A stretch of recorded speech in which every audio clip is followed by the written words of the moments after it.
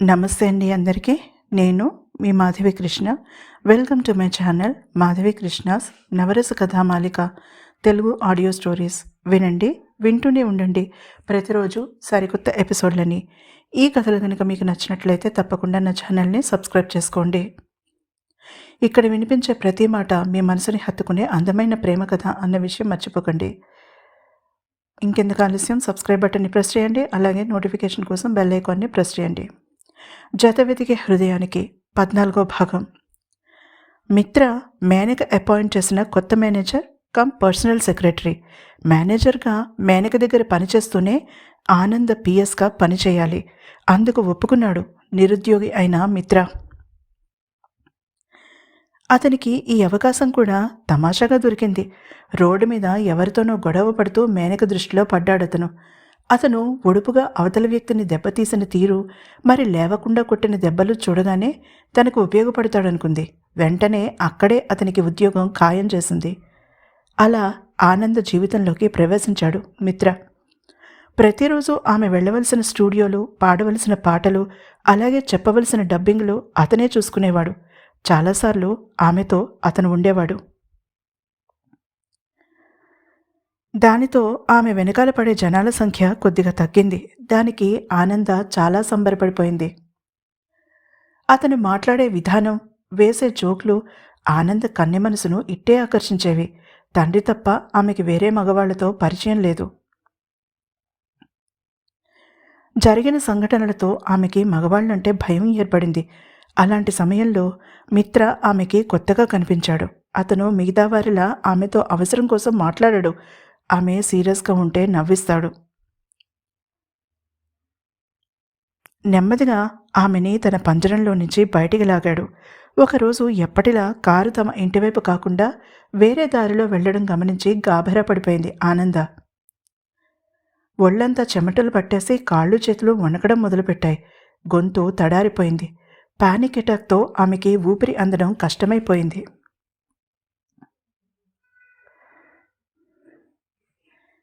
ఇదేమీ గమనించని మిత్ర కామ్గా డ్రైవ్ చేస్తూ ఆనంద్కి తను ఇవ్వబోతున్న సర్ప్రైజ్ గురించి ఆలోచిస్తూ నవ్వుకుంటున్నాడు.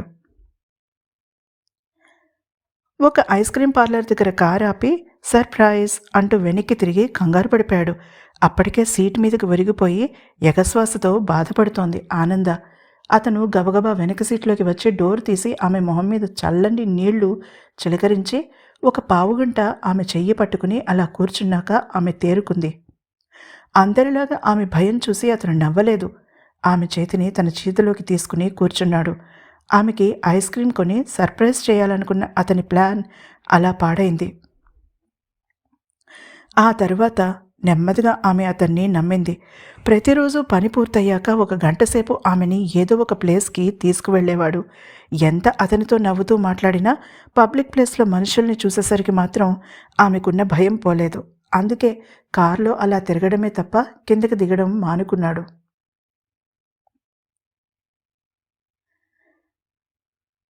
ఎన్నాళ్ళు ఓపికగా ఎదురుచూసినా తను ఊహించినట్టుగా ఆమె అతన్ని లవర్గా చేరువ కానివ్వలేదు. ఒక మంచి ఫ్రెండ్గా మాత్రమే చూసేది. ఒకరోజు ధైర్యం చేసి తన మనసులో మాట చెప్పేశాడు ఆమెకి. ఆమె ముందు ఆశ్చర్యపోయింది. తర్వాత ఆలోచించుకోవడానికి కొంత సమయం కావాలంది. ఎందుకో ఆమెకి అది సరైన పద్ధతిలా అనిపించలేదు. అయినా ఆమె ఆలోచించింది. మిత్ర తనకి ఆ ఇంట్లో నుంచి బయటపడడానికి ఒక మార్గం. తను పెళ్లి చేసుకుంటానన్నాడు. ఆ పెళ్ళంటేనే తనకి నమ్మకం లేదని అతనికి ఎలా చెప్పాలి? తన కళ్ళెదురుగానే ఉంది అందుకు ప్రత్యక్ష సాక్ష్యం. అయినా ఆమె రాత్రంతా ఆలోచించింది. తెల్లవారుతూ ఉండగా ఆమె ఒక నిర్ణయానికి వచ్చింది. మిత్రకి ఎస్ చెప్పాలని, ఎలాగైనా తనని ఇంట్లో నుంచి బయటకు తీసుకువెళ్ళిపోమ్మని అడగాలని అనుకుంది. ఎప్పటిలా ఆ రోజు ఉదయం అతను తనని స్టూడియోలో డ్రాప్ చేసేశాడు. ఆ రోజు సాయంత్రం తను తీసుకున్న నిర్ణయం అతనితో చెప్పాలని అనుకుంది ఆనంద. కానీ అనుకోకుండా మధ్యాహ్నం ప్రోగ్రాం క్యాన్సిల్ కావడంతో ఏం చెయ్యాలో తెలియక నిలబడిందామె. అప్పుడు తెలిసిందామెకి తన దగ్గర మిత్ర ఫోన్ నెంబర్ లేదని. అసలు ఆమె దగ్గర ఫోన్ లేదు. తోటి ఆర్టిస్ట్ ఆమెని తను ఇంటి దగ్గర డ్రాప్ చేస్తాననడంతో సరేనంది లోపల భయపడుతూనే. ఆమె ఇదివరకు పార్టీలకి ఇంటికి రావడంతో ఆమెకి అడ్రస్ తను వేరే చెప్పక్కర్లేదని తేలికగా ఊపిరి పీల్చుకుంది. ఆమె ఆనంద్ని గేట్ బయటే డ్రాప్ చేసి వెళ్ళిపోయింది. మొహమాట పడుతూనే వాచ్మ్యాన్ని చూసి నవ్వి లోపలికి అడుగుపెట్టింది. ఆమె మెట్లెక్కి తన రూమ్కి వెళ్ళబోతుండగా మిత్రకంఠంలో నుంచి తన పేరు వినిపించడంతో అప్రయత్నంగానే ఆగిపోయింది. నాకు మరొక్క 2 రోజులు టైం ఇస్తే ఆనంద పెళ్లికి ఒప్పుకునేలా చేస్తాను. నన్ను నమ్మండి. ఇంత దగ్గరగా వచ్చాక మీరు కంగారు పడితే మొదటికే మోసం వస్తుంది. ఆమె నమ్మకాన్ని ఎలా వాడుకోవాలో నాకు తెలుసు అంటున్నాడు. అప్పటికే ఆనంద అరచేతులు చెమటలు పట్టేశాయి. పెదవులు కంపిస్తున్నాయి. శరీరం తుఫాన్లో చిక్కుకున్న పడవలా వణికిపోతోంది. ఆసరా కోసం స్టేర్ కేస్ని పట్టుకుంది. నిన్ను పనిలోకి తీసుకున్నదే అందుకు. ఆమెని పెళ్లి చేసుకుని ఆస్తిని మా చేతిలో పెట్టడానికి. నువ్వు వెధవేషాలేస్తే నీ బ్రతుకు బయటపడుతుంది, జాగ్రత్త. రేప్ కేసులో 7 ఏళ్ల జైలు శిక్ష పడి బయటికి వచ్చావని ఎవరికైనా తెలిస్తే నువ్వేమవుతావో ఆలోచించుకో. మేనక కంఠం ఆ నిశ్శబ్దంలో ఎంత హార్ష్గా వినిపించిందంటే అక్కడ ఒక్క నిమిషం కూడా నిలబడలేకపోయింది ఆనంద. ఆమె అదృష్టం కొద్దీ ఒక 2 రోజులు ఏ రకమైన ప్రోగ్రామ్స్ లేకపోవడంతో మిత్రని తప్పించుకుని తిరిగింది. కమలమ్మ దగ్గర విషయం చెప్పి ఏడ్చింది ఆనంద. మీనాక్షికి విషయం చెప్తానందామె. కనీసం తండ్రికి విషయం తెలియజేయమంది. ఆనంద విషాదంగా నవ్వింది. ఆయమ్మ, ఒకరు చెప్పడానికి అందుబాటులో లేరు, మరొకరు అందుబాటులో ఉన్నా వినడానికి ఆసక్తి చూపించరు. నేనే ఈ సమస్యకి పరిష్కారం ఆలోచించుకోవాలి. కమలమ్మ ఒళ్ళో తలదాచుకుంటూ అందామె.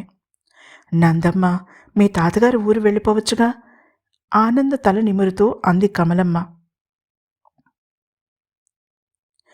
వెంటనే లేచి కూర్చుంది ఆనంద.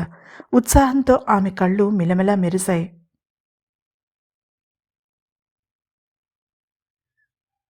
కానీ ఆమె సంతోషం ఎంతోసేపు నిలవలేదు. కమలమ్మ ఫోన్ నెంబర్ సంపాదించి అక్కడికి కాల్ చేసి మాట్లాడేసరికి బాంబులాంటి వార్త పేలింది. శివం ఇక లేడని. కానీ ఆనంద అదృష్టం ఏమిటంటే ఆయన ఇల్లు ఆనంద పేర రాశాడు. ఆ డాక్యుమెంట్స్తో పాటుగా కొంత క్యాష్ ఆమెకి తన తండ్రి ఆఫీస్లో దొరికింది. వాటిని చేత పట్టుకుని కమలమ్మ సహాయంతో ఎన్ని బట్టలు ప్యాక్ చేసుకోగలిగితే అన్నీ సర్దుకుని క్యాబ్ బుక్ చేసుకుని గుండెల్ని అరచేత్తో పట్టుకుని ఒంటరిగా ఆ ఇంటి నుంచి, ఆ ఊరు నుంచి బయటపడింది ఆనంద. కమలమ్మ తాను దాచుకున్న డబ్బుల్ని ఆమె చేతిలో పెట్టి ఆమెకి అవసరమైనవి తాను వీలు చూసుకుని పంపిస్తానని చెప్పి ధైర్యం చెప్పింది. చెప్పడం ఆపి తన కేసు తదేకంగా చూస్తున్న అర్జున్ వైపు ఒకసారి చూసి లేచి నిలబడింది ఆనంద. పెళ్లి మీద నాకు నమ్మకం లేదు. మీరు నా గురించి ఏమీ తెలియకుండానే పెళ్లి చేసుకుంటానన్నారు. దాని వెనుక మీ ఉద్దేశం ఏమిటో నాకు తెలీదు. తెలుసుకునే ఆసక్తి కూడా నాకు లేదు చెప్పి లోపలికి వెళ్ళబోయింది ఆనంద. మేడం, మీరు చెప్పేది మీరు చెప్పారు, మరి నేను చెప్పేది కూడా వినాలి కదా. వినండి మరి, తమాషాగా ఈల వేస్తూ అన్నాడు అర్జున్.